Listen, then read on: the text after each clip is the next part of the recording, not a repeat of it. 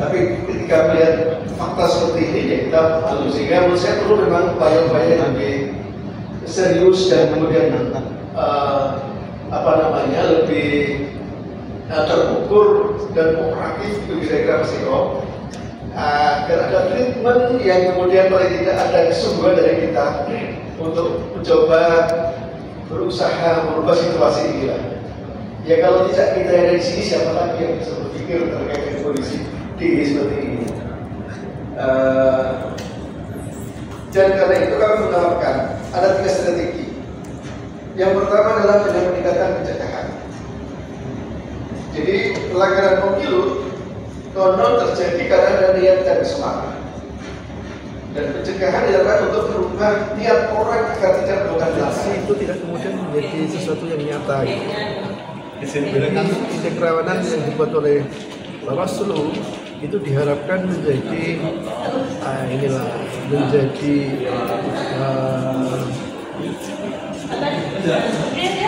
menjadi arah bagi kita lah gitu kira-kira, kemudian kita hindari ya,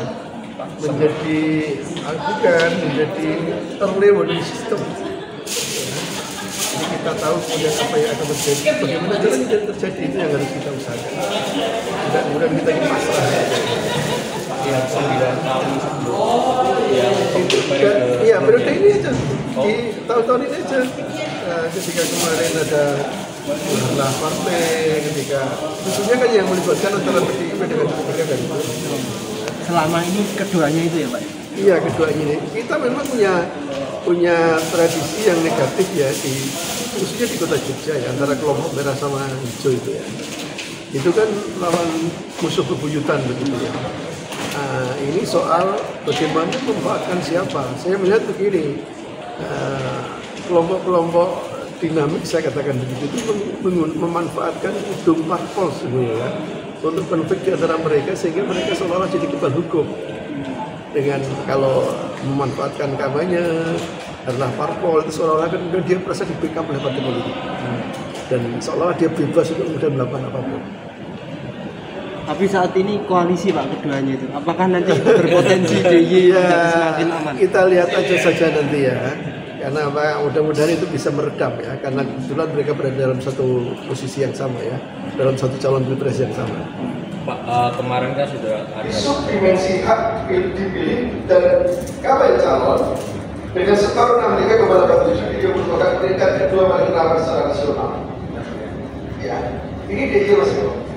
Jadi mohon perhatian Bapak-Ibu sekalian dari berbagai instansi yang terkait ya. Kenapa kita punya perhatian? Saya sepakat dengan Mas Eko terkait dengan upaya untuk melakukan pendidikan politik, pendidikan pemilih. Agar apa? Agar kita ini menjadi warga Jogja tidak malu. Saya ini kan menjadi penyelenggara cukup lama sebetulnya, tapi kalau mendengar melihat data seperti itu kan rasanya mempermalukan. Yang berikutnya adalah politisi sara. Sara itu suatu keniscayaan, tapi yang tidak boleh adalah politisi saya yang itu undang-undang. Politik sara adalah suatu kegiatan yang dilakukan politik suatu kampanye dengan memanfaatkan atau memanipulasi isu suku, agama, ras, dan golongan atau sara untuk mendapatkan simpati dari masyarakat atau yang mudah kita menemukan pelaku beserta saksi, sehingga sulit untuk membedakan bayaran. Yang namanya virus yang terjadi, termasuk juga dalam beberapa pilek itu ya, ada tabloid misalnya, ada terbitan-terbitan yang lain yang isinya itu nyinyir tentang kedudukan calon yang lain yang diterbitkan oleh lawan politik mereka masing-masing. Itu yang disebut dengan decompete, kampanye hitam. Pasti kampanye hitam itu pelakunya bukan dirinya sendiri, tapi pihak lawan untuk menjatuhkan reputasi lawan dengan cara menampakkan dulunya terkait dengan fakta yang sama, tergantung pada yang disebut dengan selera masing-masing, tergantung pada preferensi pihak politik masing-masing. Yang berikutnya tadi Mas Wan juga sudah sampaikan terkait dengan decompete.